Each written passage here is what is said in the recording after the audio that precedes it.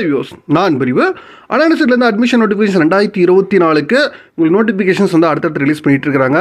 அடுத்து பார்த்தீங்கன்னா அட்மிஷன்ஸ் வந்து BE BTech BArch and B பிளானில் உங்களுக்கு under non residents India NRI then foreign nationals FN then nationals of least developing countries LDC then small highland developing states SIDC then children's of Indian workers in Gulf countries CIWG கேட்டகரிக்கான உங்களுக்கு admissions notification 2024-25 academic இயருக்கு release பண்ணியிருக்கிறாங்க. இந்த கேட்டகரியில் உங்களுக்கு எந்தெந்த colleges இன்ஸ்டியூஷன்ஸில் அண்ணா யூனிவர்சிட்டியில் admissions பண்ணுறாங்க பார்த்தீங்கன்னா, உங்களுக்கு college of engineering Guindy CG campus, then Alagappa college of technology ACT campus, then MIT Madras institute of technology, then SAP campus, school of architecture and planning, then university college of engineering BIT campus Trichy. இந்த 5 காலேஜில் மட்டும்தான் உங்களுக்கு வந்து இந்த கேட்டகரியில் உங்களுக்கு வந்து admissions வந்து பண்ணுறாங்க. இது நீங்கள் அப்ளை பண்ணுறது எல்லாமே த்ரூ ஆன்லைனில் மட்டும்தான் நீங்கள் ரிஜிஸ்ட்ரேஷன்ஸ் பண்ணணும். உங்களுக்கு cfa.ninu.edu/cfa இதுதான் வந்து நீங்கள் அப்ளை பண்ணுற வெப்சைட்டு. நீங்கள் போர்ட்டலில் போய் நீங்கள் லாகின் பண்ண வேண்டியதான். உங்கள் அட்வர்டைஸ்மெண்ட் பார்த்தீங்கன்னா உங்களுக்கு March 1 ரிலீஸ் ஆயிடுச்சு. உங்களுக்கு ரிஜிஸ்ட்ரேஷன்ஸும் உங்களுக்கு March 1லேருந்து உங்களுக்கு ஆரம்பிச்சிட்டாங்க.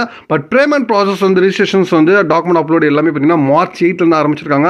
உங்களுக்கு லாஸ்ட் டேட் பார்த்தீங்கன்னா உங்களுக்கு அப்ளை பண்ணுறது ஆன்லைன் பேமெண்ட் டாக்குமெண்ட்ஸ் அப்லோட் பண்ணுறது சப்மிஷன் பண்ணுறதுக்கு வந்து பிஇ பிடெக்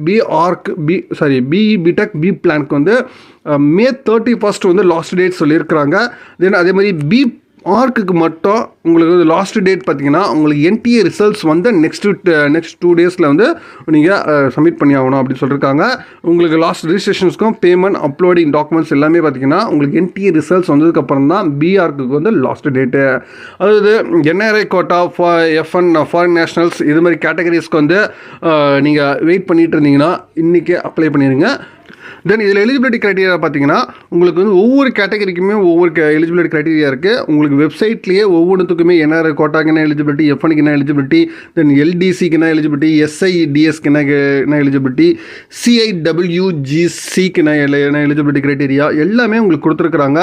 நீங்கள் அப்ளை பண்ணும்போது உங்களுக்கு ஒவ்வொரு எலிஜிபிலிட்டி க்ரைட்டீரியா உங்களுக்கு நோட்டிஃபிகேஷன்ஸ் வந்து உங்களுக்கு அவைலபிளாக இருக்குது. இன்ஸ்ட்ரக்ஷன் ப்ரொசீஜர்ஸ் வந்து எல்லாத்துக்கும் தனித்தனியாக கொடுத்துருக்குறாங்க. நீங்கள் ரீட் அவுட் பண்ணிவிட்டு அதுக்கப்புறம் நீங்கள் அப்ளை பண்ண பாருங்கள். சரிங்களா? மேற்கொண்டு உங்களுக்கு வேறு தகவல் வேணும்னா கமெண்ட் பாக்ஸ் கமெண்ட் பண்ணுங்கள். மீண்டும் வேறொரு வீடியோவில் வேறு சந்திக்கிறேன். தேங்க்யூ.